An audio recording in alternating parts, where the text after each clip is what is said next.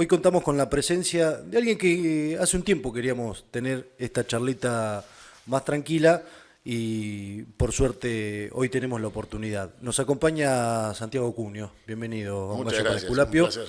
una vez más. Se vienen tiempos bastante movidos en términos políticos, electorales. Te escuché hace unos días mencionando que te sumabas a acompañar el movimiento que propone Axel Kicillof.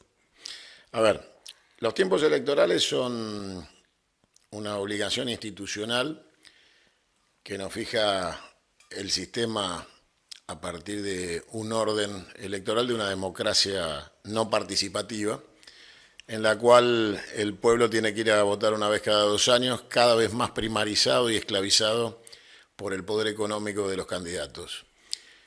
En ese escenario, yo prefiero plantear, porque soy peronista, que primero está la revolución y después está la elección. Yo lo que dije y sostengo es que el 7 de septiembre hay que acompañar a Axel a ganar la provincia de Buenos Aires. Yo no acompaño su proyecto, acompaño la obligación de todo peronista bien parido de ganar la provincia de Buenos Aires y sostener al gobernador, porque no puede ser Pato Rengo, porque no podemos tener un gobernador que tenga que gobernar los próximos 2 años y 6 meses en condiciones de una derrota electoral en la elección intermedia. Y eso es una obligación, tenemos que hacer eso. Todo peronista bien parido no puede tener aspiraciones personales en septiembre de ningún tipo. Hay que acompañar a los intendentes, hay que acompañar a los senadores, diputados seccionales, hay que acompañar. Porque esta tiene que ser una elección municipal. Nosotros no podemos nacionalizar la elección de la provincia de Buenos Aires, pues es un error estratégico y un delirio, porque eso perjudica las aspiraciones del peronismo de tener un triunfo en la provincia de Buenos Aires. Por suerte la elección va desdoblada y en eso Axel sí nos escuchó. Y entonces en octubre yo voy a encabezar la lista de la Confederación, del proyecto confederal en la provincia de Buenos Aires, voy a encabezar diputados nacionales y ahí sí no nos vamos a poner de acuerdo. Nosotros vamos a llevar diputados nacionales a la Cámara de Diputados que no van a negociar, ni entregar, ni ser oposición de este gobierno, sino que vamos a llevar hombres y mujeres, pelotas y ovarios para ser enemigos de este gobierno. Vamos a la Cámara a terminar con este gobierno. Por eso nos parece lógico, el primer paso es empoderar a la provincia de Buenos Aires como un distrito ganado por el peronismo, donde el gobernador tenga el respaldo de todos los sectores del peronismo, y salvo el del delirio, la actitud delirante de Guillermo Moreno de querer presentar listas que obviamente dividen el voto y buscan ser funcionales a Villarroel y al proyecto del gobierno, todos los peronistas tenemos que votar unánimemente los candidatos de unidad que el gobernador necesite para ganar la provincia de Buenos Aires.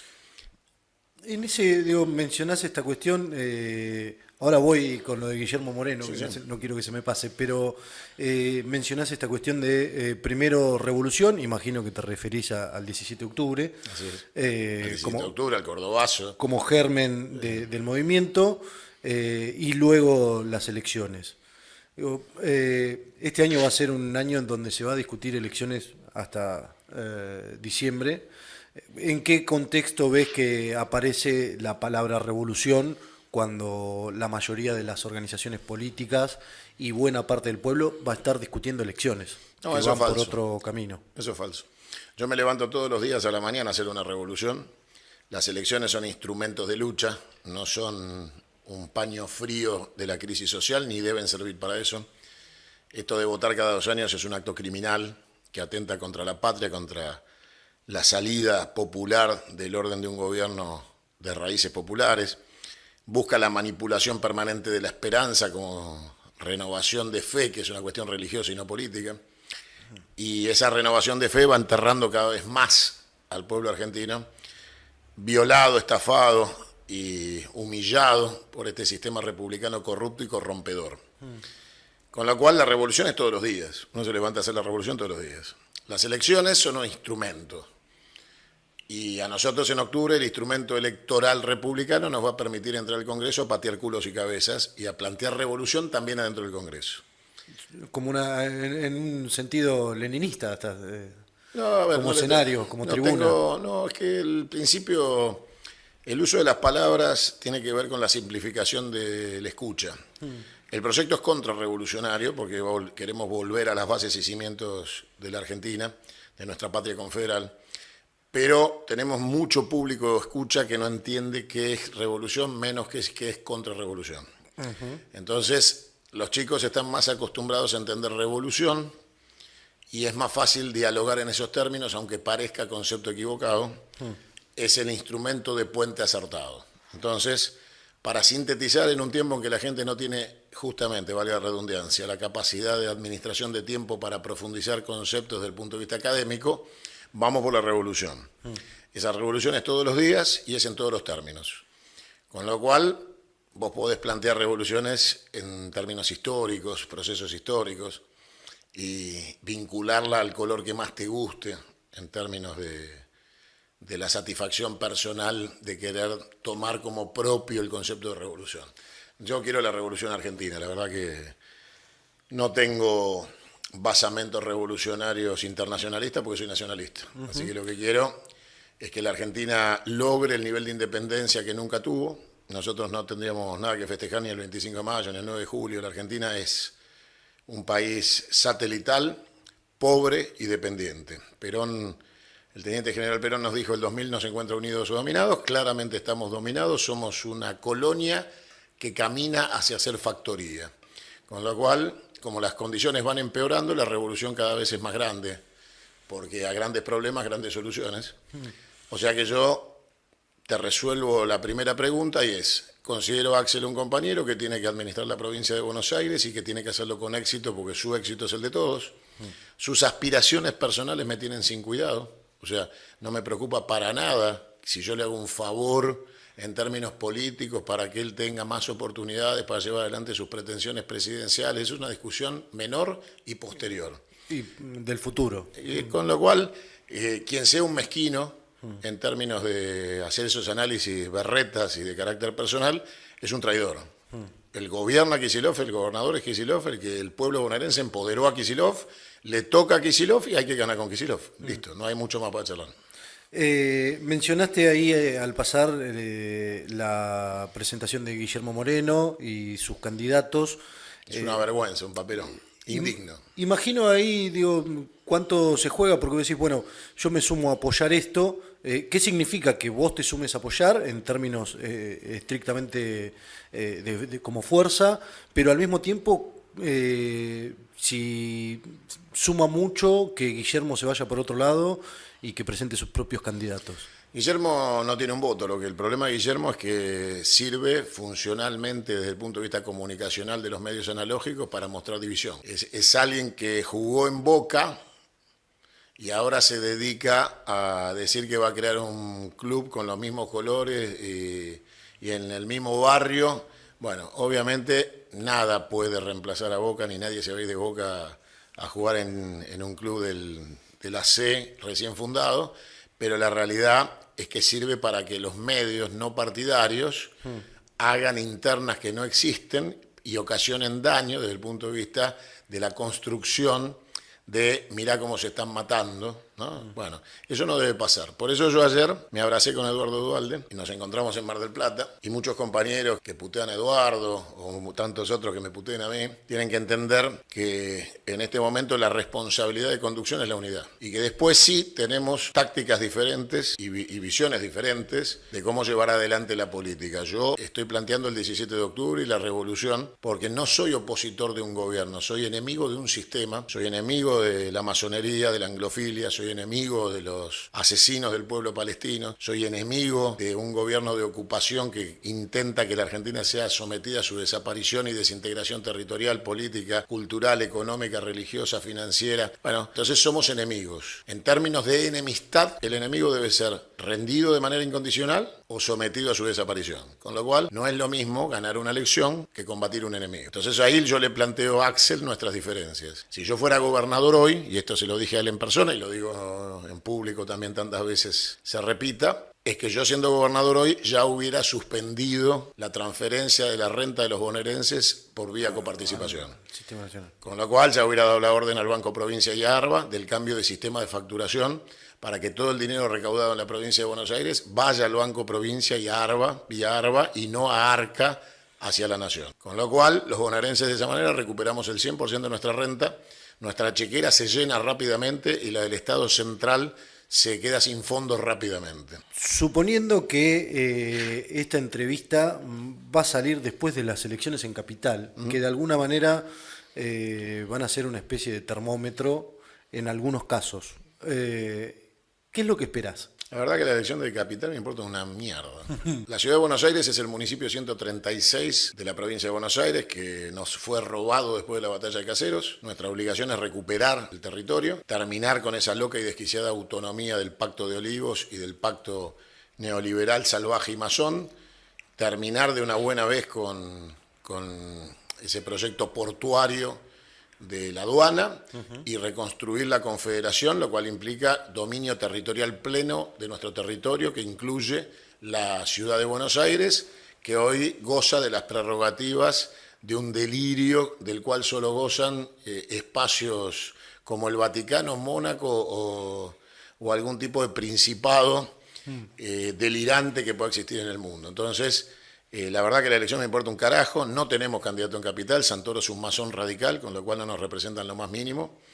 Sus votos son votos del enemigo, es alguien que terminó la campaña hablando bien de Mauricio Macri, con lo cual no nos representa en lo más mínimo, y tiene un discurso urbano, porteño y absolutamente del enemigo. O sea que la verdad que la elección de Capital no tiene candidatos peronistas. Si hubiera un candidato peronista... Pero más allá de eso, digo, de lo que para vos representa Santoro. Si tuviera que haber un candidato peronista, tendría que ser alguien que estuviera hoy diciéndole a los porteños: si me toca ingresar a la legislatura, mi proyecto es volver a la provincia de Buenos Aires. O sea, terminar con la autonomía, terminar con esto y volver a la provincia de Buenos Aires. Como eso no se escucha, no tenemos candidato. Insisto en esta cuestión, más allá de lo que representa Santoro para vos. Santoro representa al enemigo. En el imaginario popular, los que son parte de los escenarios donde le toca intervenir, hay muchos peronistas que van detrás de la figura de Santoro. No, son buscadores de empleo que creen que atrás de ese pacto con el demonio, que son estos porteños de mierda, van a conseguir empleo en la legislatura o algún contrato o algún beneficio o algún negocio. De peronista no tiene una mierda. No se puede ser porteño y peronista en términos de aceptar que la ciudad no nos pertenece a los bonaerenses. Entonces, básicamente porque yo acepto que Kicillof sea gobernador bonaerense, porque fue diputado por la ciudad de Buenos Aires. Lo acepto porque considero que el territorio que representó es bonaerense. Sí. Si yo no creyera que la ciudad de Buenos Aires es de los bonaerenses, Kicillof no tendría nada que hacer en la Casa de Gobierno de La Plata. Tal cual. Insisto en esta cuestión, hay cierto grado de termómetro, porque de alguna manera van a marcar la agenda. En los últimos días fue la discusión de ficha limpia, no sé si la viste, la cara de los Penato cuando el proyecto se cayó. Los Penato sintió la traición del gobierno, por eso la cara, no porque Cristina puede ser candidata. Su cara era la de un pacto roto con la Libertad Avanza, era: nos traicionaron los nuestros.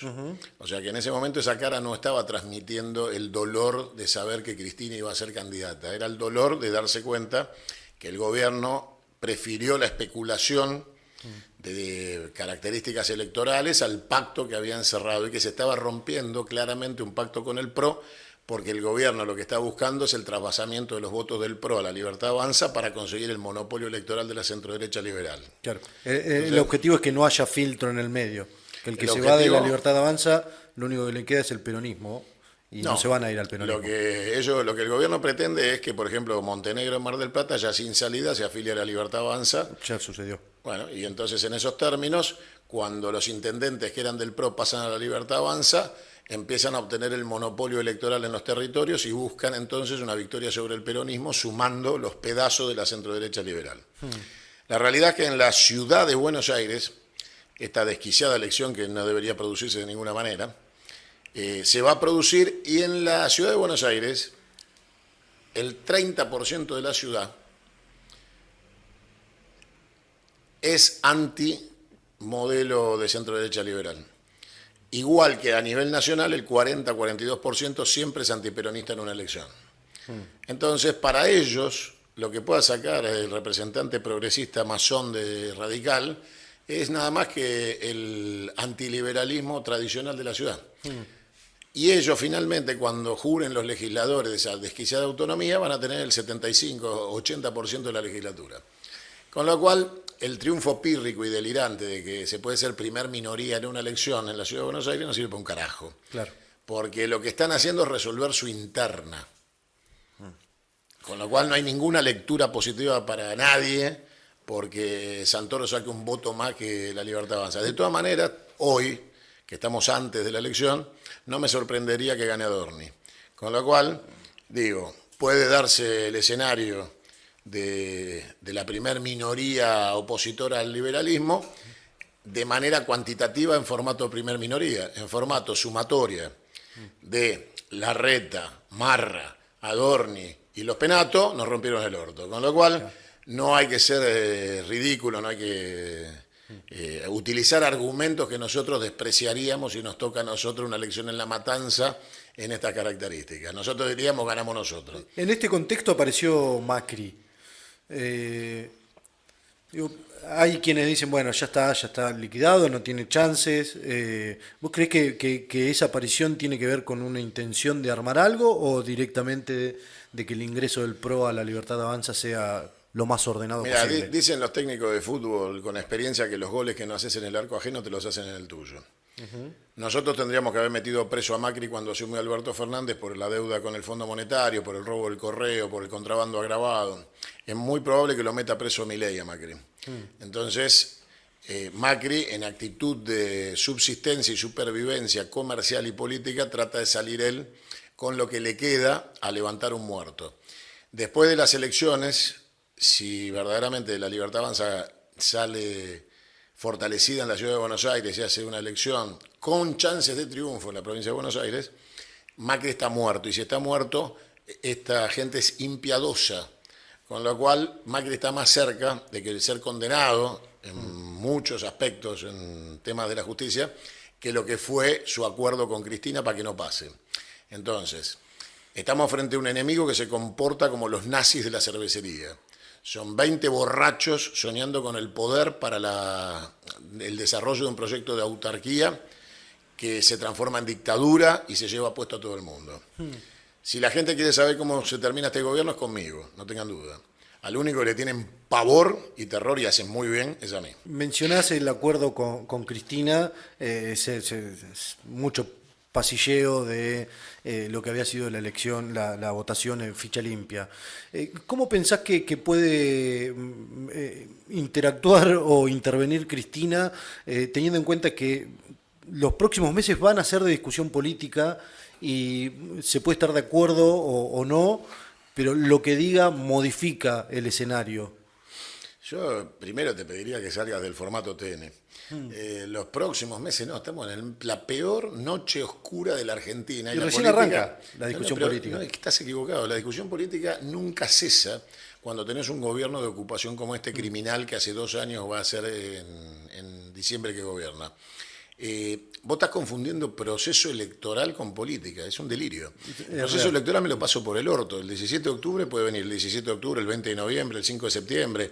O sea, nosotros como peronistas tenemos una sola consigna que la puso Eva Duarte de Perón. ¿El peronismo será revolucionario o no será? No será. Entonces nuestro concepto no es esperar que haya elecciones para decir, ahora viene la política. Es un delirio. La política viene todos los días. No, nosotros... digo en términos electorales. No, Es que la elección no es representativa de la situación social, porque vos cuando analizás elecciones te basás en resultados del voto positivo. En todas las provincias fue mucha más gente la que no fue a votar que la que fue a votar. Cayó mucho el porcentaje de... Y se va a seguir cayendo a pedazos. Y en la provincia de Buenos Aires, para que la gente vaya a votar, van a tener que ponerle una pistola en la cabeza. Con lo cual, tenemos varios factores que analizar. Y el primero es el hartazgo de la sociedad. No hay mayorías. Porque el que saca mayoría de votos sobre voto positivo es primer minoría del 100% del empadronamiento. Si a vos no te va a votar el 45% de los electores, no te va a votar el 50% de los electores, aunque vos saques el 50,1 del 50 que fue a votar, vos sos el 25 del 100. Entonces, eso complica. Entonces, todo este delirio de que no, ahora... la realidad es que las elecciones muestran el agrupamiento del voto de la centro-derecha liberal y la caída de la participación social. Lo cual quiere decir que el peronismo está en el peor de sus momentos porque nosotros somos minoría de los que van a votar y nuestros votos se fueron a la casa. O sea, los nuestros no fueron a votar al enemigo, se fueron a la casa defraudados por nosotros. Cunio le dice a los bonaerenses, salgan de sus casas para votarme a mí porque vamos a derrocar este gobierno. No se queden en sus casas, empoderen a quien va a terminar con este gobierno, porque este gobierno es nada más que la representación del enemigo, y el enemigo es un modelo, y no hay que derrotar más gobiernos, hay que derrotar un gobierno para matar al enemigo. Entonces, replanteemos el escenario. Yo le pido a los que no van a votar, que vayan a votar a Cunio, que los que no van a votar, vayan a votar las listas de Kicillof el 7 de septiembre. Los que van a votar ya tienen el voto decidido, los nuestros y los de ellos, con lo cual ahí no hay que laburar. Hay que ir a buscar y enamorar a los que echamos con Alberto Fernández, con las putas en Olivo, con los choreos, con la CGT complaciente, traidora, que se dedica a chorear con las obras sociales. Hay que volver a replantear un modelo de conducción social donde el obrero, el trabajador, es centro de gravedad de la acción política del peronismo. Aprovecho para invitarlos a los que están escuchando a que se suscriban al canal, le den me gusta a esta publicación, que eso nos ayuda. Si quieren colaborar con nosotros, pueden hacerlo enviando su cariño en forma de pesos a ungallo.mdp. Bueno, me quedo en el formato TN. Mencionaste a la CGT. Se habló en este último tiempito, sobre todo alrededor del paro y las medidas y las acciones, que se habló mucho de la CGT y de las centrales sindicales en general. ¿Qué te genera pensar en que hoy los trabajadores están viendo atacados sus derechos, su poder adquisitivo, sus condiciones laborales? Se está planteando reformas laborales de hecho, por decreto, y que quienes deberían defender esos intereses no están accionando. Son los que generan que la gente que tradicionalmente votó al peronismo no vaya a votar. Es muy simple. ¿Cómo resolvés esa situación? Me interesa porque creo que es un punto de debate importante. Mira, el peronismo ha tenido 40 recién cumplidos, un pebite. Cuando el peronismo perdió la elección con Alfonsín, se reencontró después de lo que fue el Congreso del Teatro Odeón. Sí. Inteligentemente en ese congreso estaban todos los sectores, la ortodoxia de Herminio Iglesias, Lorenzo Miguel, y la renovación de la cafiradora, el menemismo, muy bien. Alguien tuvo la inteligencia de decir, muchachos, esto no lo podemos arreglar si no hacemos algunas cosas rápido. Entonces pidió que se cierren las puertas y se saquen los periodistas, ¿no? Y que después que terminara la charla, ahí recién se iban a dar los comunicados para explicar qué había pasado. Entonces se escuchó ruido en el salón, pasaron algunas horas, se abrieron las puertas, salieron y dijeron, bueno, estas son las nuevas autoridades. Y después cuando salió gente que había tenido la desgracia de quedarse por la escalera, se le explicó que estaban todos de acuerdo y por unanimidad había una nueva conducción del peronismo. Bueno, esto se arregla cerrando la puerta de la CGT. Seguramente Daer podría tener algún accidente que lo lleve a tener que salir de su cargo, renunciar voluntariamente y anticipar las elecciones de la CGT, y que algún compañero combativo con decisión de enemistad manifiesta con el liberalismo y con sus formas de gobierno, tome el control de la central obrera con un solo secretario general empoderado, sin triunviros, sin chantadas, sin mediocridades, que para mí ese compañero se llama Sergio Palazzo, y que la CGT pase a tener un plan de lucha activo con paro general por tiempo indeterminado. Entonces esto se arregla primero limpiando el campo amigo.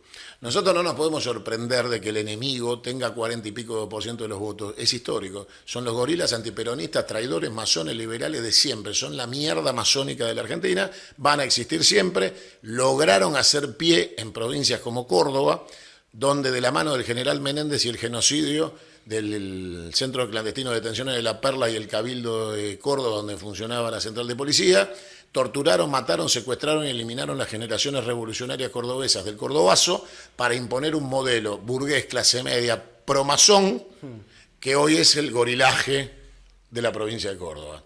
No hay que olvidar que este país no cambió porque ellos convencieron. Este país cambió porque ellos mataron, secuestraron, torturaron y robaron.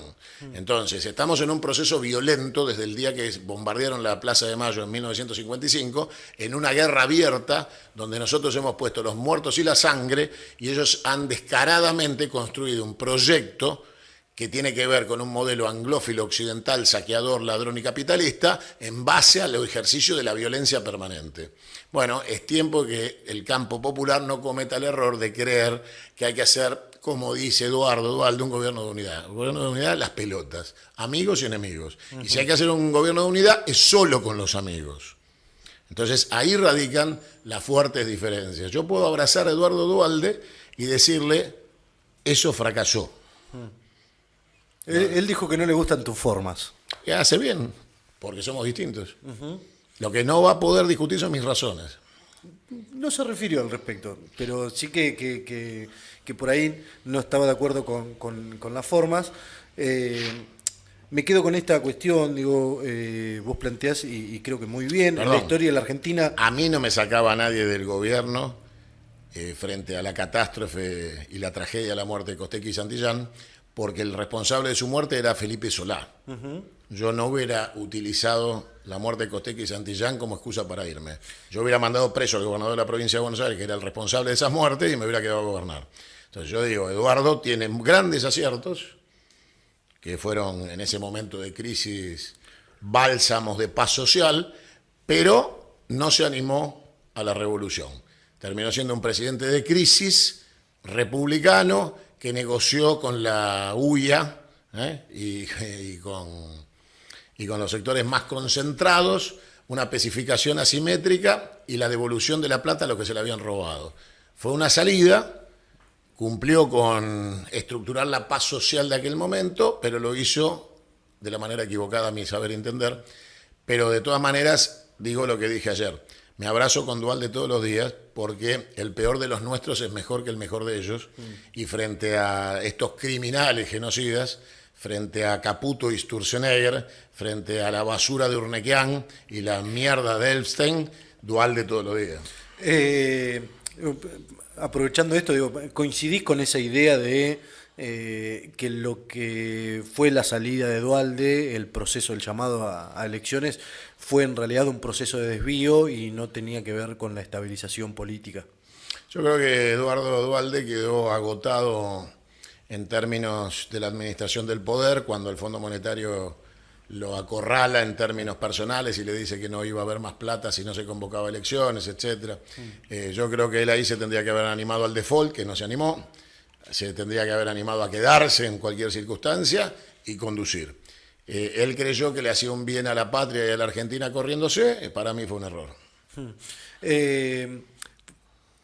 Viniste a una presentación en Mar del Plata. ¿Qué te dejó la visita a la ciudad en esta ocasión?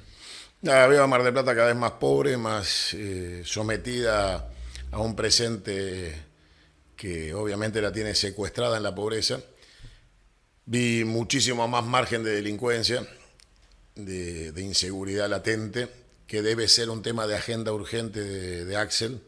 La provincia debe declarar la emergencia en materia de seguridad y tomar el control real de la crisis, porque obviamente no es responsabilidad del gobernador la inseguridad de la provincia de Buenos Aires, pero sí es su responsabilidad combatirla.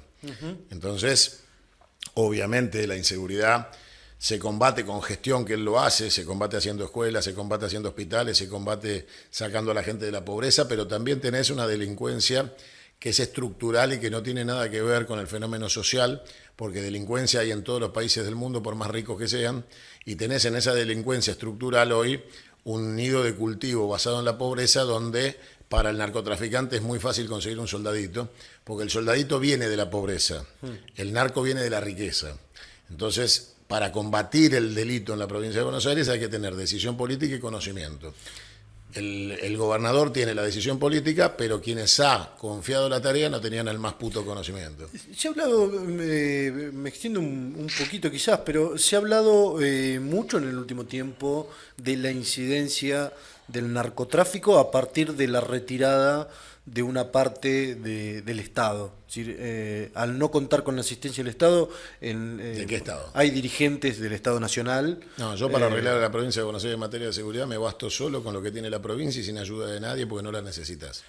Pero la realidad es más, que quienes transitan dicen, donde se retiró el Estado o no puede llegar, apareció... primero es un error gravísimo. El Estado es el Estado provincial. El Estado nacional no tiene nada que hacer en la provincia de Buenos Aires. Si yo soy el jefe del ministro de Seguridad de la provincia de Buenos Aires, el jefe operativo de la seguridad de los bonaerenses, vos me bajás a un gendarme y yo te lo devuelvo en bolsa.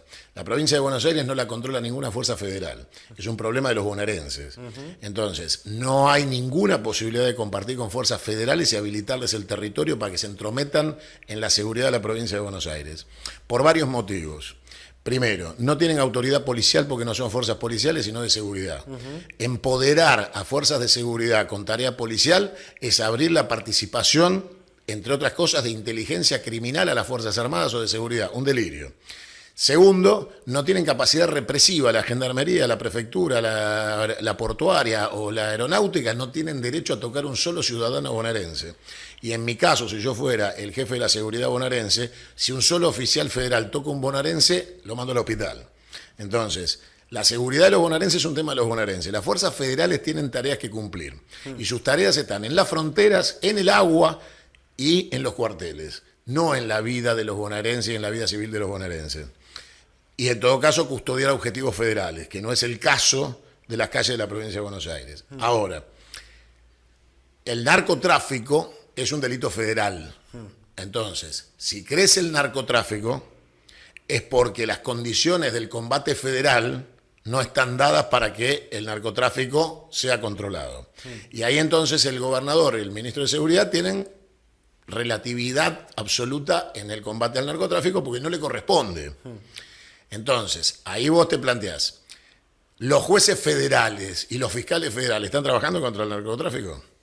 ¿Las fuerzas federales están trabajando contra el narcotráfico? ¿Para qué querés gendarmes en los trenes?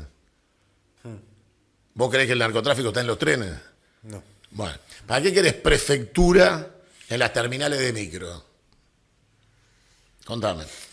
Entonces, la realidad es que Axel tiene que pensar seriamente en no confundir. La idea de que Axel pida ayuda al gobierno nacional para arreglar, pareciera que es lo que está diciendo es yo no lo puedo solucionar, necesito la fuerza nacional. Bueno, es un delirio, está mal planteado, confunde. De todas maneras, es algo que el gobierno de Cristina hizo y está mal. Pero en Mar del Plata también se está discutiendo, se ha discutido siempre históricamente, pero en el último tiempo se ha discutido mucho, quizá por la característica del gobierno que sale mucho a hablar. ¿Cómo ves esa situación en la ciudad? Digo, vos conocés Mar del Plata, ha crecido un montón geográficamente, pero también empieza a tener problemas grandes. ¿Pero vos crees que a Mar del Plata el nivel de inseguridad lo vas a solucionar trayendo gendarmería? No. En Mar del Plata, si vos no abrís fábricas, no das empleo, no das educación, no das contención sanitaria, la violencia va a aumentar porque la gente va a buscar el recurso que le permita seguir viviendo. Vos sabés que el único instinto que no cambia es el de la supervivencia. Entonces, las personas frente al límite van a operar al límite. Y ese límite puede ser delinquir, y en el delito puede ser que alguien le quite la vida a otro, o que lo lastime. Entonces, la realidad es que vos tenés que pensar en términos de sacar del extremo de la necesidad a aquellos que la tienen. A partir de ahí, la delincuencia queda únicamente relativizada y encapsulada en lo que es el delito por ambición, o el delito por corrupción, o el delito por desesperación o problemas psiquiátricos. Entonces, perdés el delito creciente por ineficiencia del Estado provincial en la contención social. Ahora, si Axel a su vez cree que él no puede quedarse con el dinero de los bonaerenses y quiere seguir administrando con los 4 pesos que nos devuelven de los 10 que nos roban, nunca le va a alcanzar para bajar la inseguridad de la provincia de Buenos Aires, porque el Estado central está pensando ahora en un super IVA que incluye ingresos brutos para que ni las provincias ni los municipios perciban los ingresos brutos y terminar de asesinar los estados provinciales. Entonces, Milei quiere llevarse el dinero de las provincias y yo quiero eliminar el Estado central. Entonces, acá hay 2 planteos, el de ellos y el mío, en el medio no hay nada. Claro. Me quedo con esta última de la ciudad. Digo, ¿cómo ves la responsabilidad política hoy que tiene el movimiento? ¿Qué figuras son las que vos ves que pueden funcionar como ordenadores en lo que se viene en lo inmediato? Primero hay una cuestión del ser para poder hacer.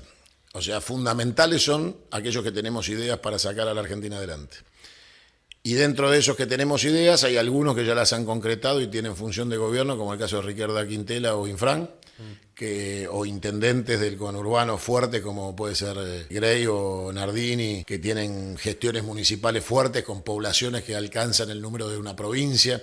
Entonces vos tenés un montón de gente, acaba de ganar por mucho en Mercedes, en San Luis, Maxi, que es el intendente, un pibe de 42 años, que acaba de ganar por paliza su ciudad. O sea, tenemos un montón de compañeros en muchos lados que están para dar un paso hacia adelante. El problema es que vos no podés dar un paso para adelante mientras Cristina cometa el error de creer que todavía tiene espacio para ser figura electoral.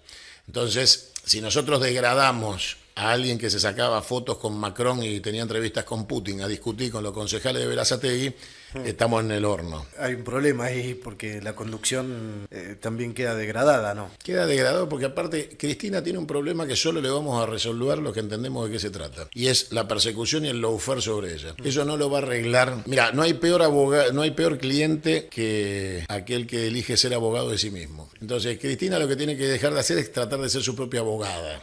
O sea, tiene que salir de la idea de que está sola e indefensa y se tiene que proteger con lo que le va quedando, porque cada vez le queda menos. Era una líder nacional y ahora es la presidenta de un partido del conurbano. Y encima del conurbano quiere ser solo candidata de una sección que es la tercera. Bueno, la realidad es que me parece que a Cristina hay que cuidarla, fue presidente, vicepresidente, senadora, diputada, ya está.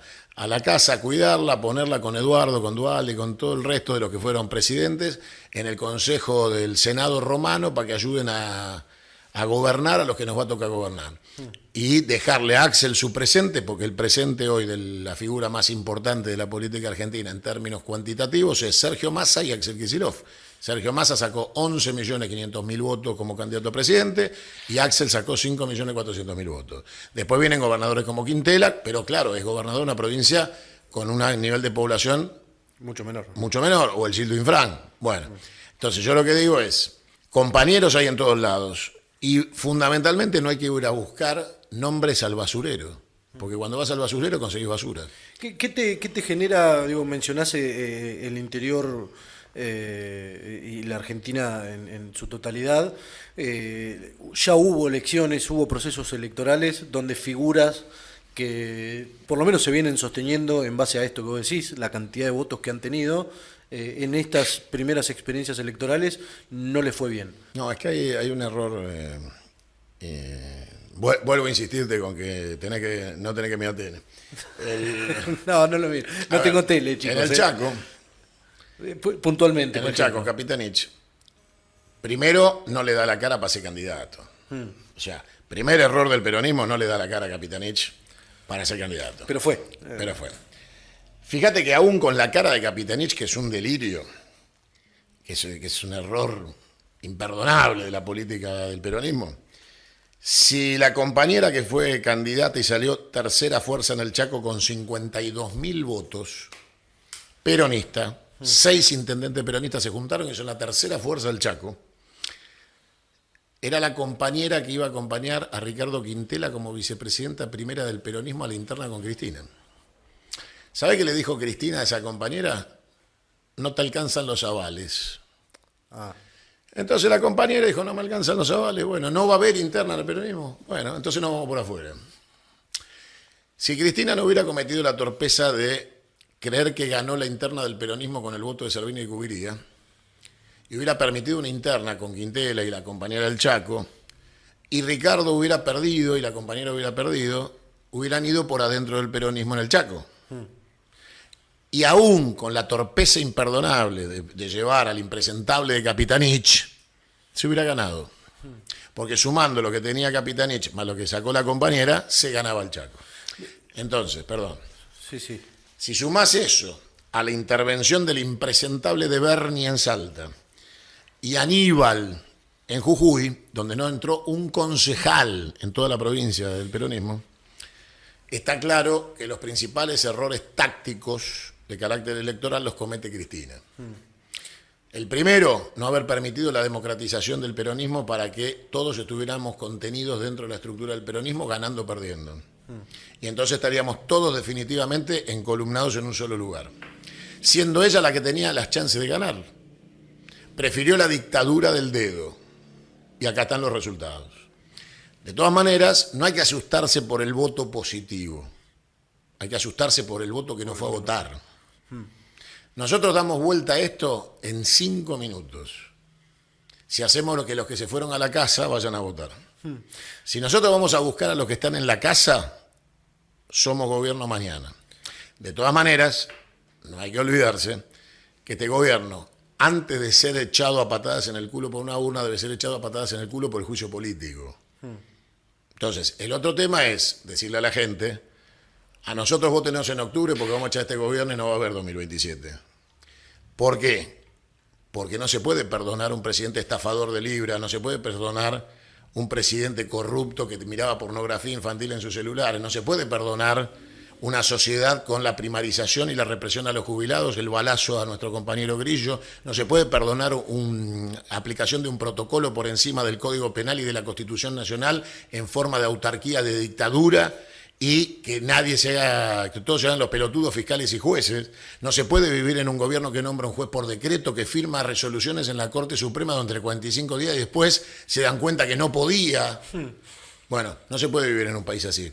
Ni olvido ni perdón. Primero destitución y después elección. En un momento mencionaste que era un acierto lo de la separación de las elecciones provinciales, sí, claro, por parte de Axel. No sé si vas a coincidir, pero a nivel nacional se va a ir a unas elecciones donde las provincias van a tener quizá más peso que en otro momento y que van a tener que plantear su juego propio, porque pelear en una interna nacional, que cada provincia vaya a discusión con la Libertad de Avanza Nacional, no le favorece a nadie, ¿no?